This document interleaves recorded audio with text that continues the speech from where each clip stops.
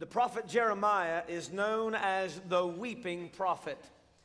The weeping prophet. He wept because Israel was backslidden. He wept because they had been led into captivity by King Nebuchadnezzar. Here they are in Babylon in chains. If you read the book that follows this one, the book of Lamentations, it's 5 chapters simply of Jeremiah weeping. He's weeping before God. He speaks of the desolation of Jerusalem. As a matter of fact, he compared Jerusalem to a widow. Nothing left. Family gone, husband dead, a widow. And that's what he said Jerusalem was like. He said that the wrath of God was like a cloud over them. He spoke of how he felt affliction day in and day out, and he wept.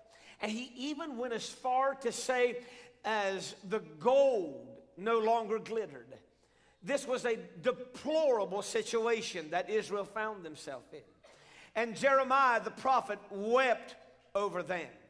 And you have to ask yourself, what is it that kept him going? What is it that caused him to get up and prophesy? What is it that caused him to continue to believe? What is it that kept him steadfast? What is it that made him say within himself, I will not give up? I suppose there could be various reasons. Perhaps the call of God on his life, the relationship he has with God. Maybe it was that he understood that he could not walk away from his call. I don't know what it is. But I do know that one thing for sure that kept him going was the promises of God that he gave in the book of Jeremiah. And I believe that the verses I read in your hearing are some of the most powerful promises ever found in the Word of God. And they were applied to Jeremiah and the people of his day. And I want you to understand they are just as applicable to you and to me today. And I come this morning simply to say, don't give up. I don't care what you're going through. Don't give up. It doesn't matter what you're facing. Don't give up. I don't know what you're facing. I don't know what dream you have that is not happening. I don't know what it is you're going through. I don't know how high or how low you may be. But I come this morning to simply say to you, don't give up. I don't know about anybody else. I've settled it. I made up my mind. I've taken hold of the Word of God. I've cast my eyes on the prize.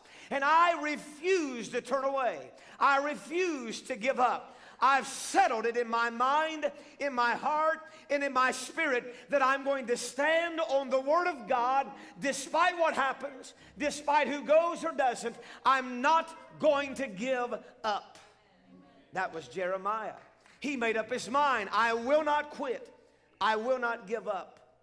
Now you say, why shouldn't I? I'm going to give you 3 reasons. They're the promises of God. Don't give up because, first of all, God has promised this won't last forever. He promised this won't last forever. I want you to hear what he said in verse 10. For thus saith the Lord, that after 70 years be accomplished at Babylon, I will visit you. I will perform my good word.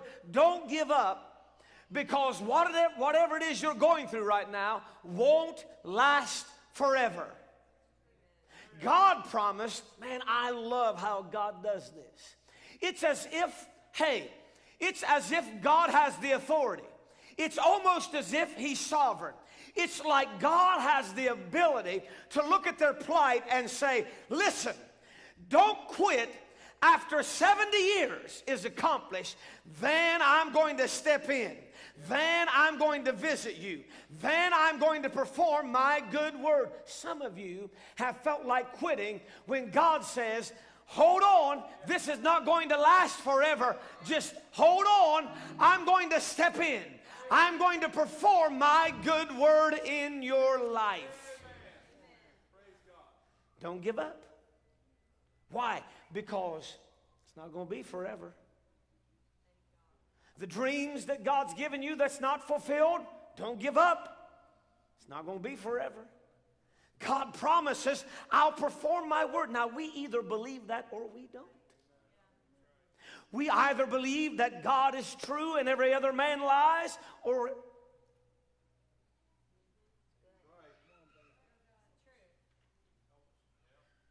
don't give up on your life.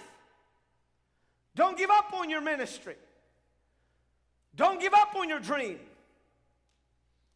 Don't give up on your children. Don't give up on your family. Don't give up. God said it's not going to be forever.